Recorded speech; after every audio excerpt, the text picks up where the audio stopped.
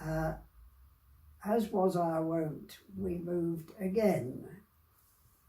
This is 3 different houses in 6 years, which is quite good going, but I think they were probably finding it hard to pay the rent. We went to a smaller house just down the road.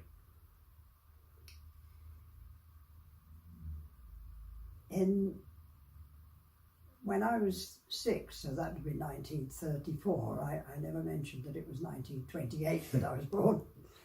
1934, my father was appointed first officer in the London depot of Trinity House.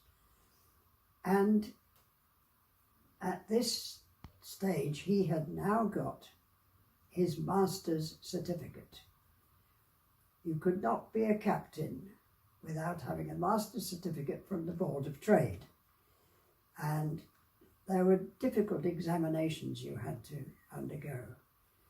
Now, I think this is the moment to talk about my father's back history. At the age of 14, he didn't want to carry on working in his father's boat building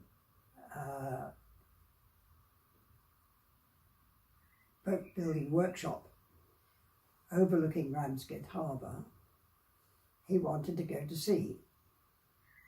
So his parents took him to Antwerp, where the Manx King, obviously from that name registered in the Isle of Man, was going to go to Australia, and William was going to be an apprentice. And his mother was so pleased because when they went on board, they met the captain's wife. And she thought, oh, that's nice. She'll be able to darn his socks for him and things like that. That didn't happen. They set off going down the English Channel. They had some pretty rough weather. And all the young sailors were very, very seasick.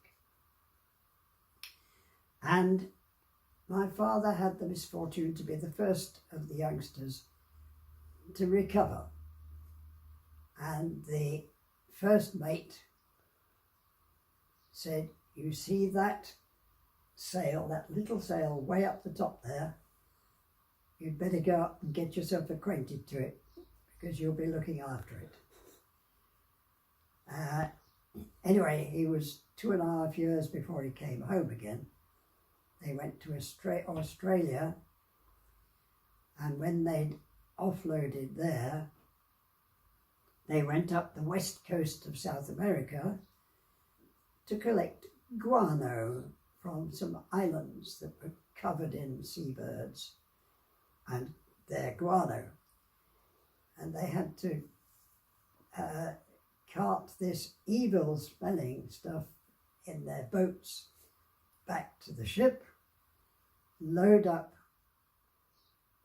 to be used as fertilizer in Australia. So he came back from that and was in another sailing ship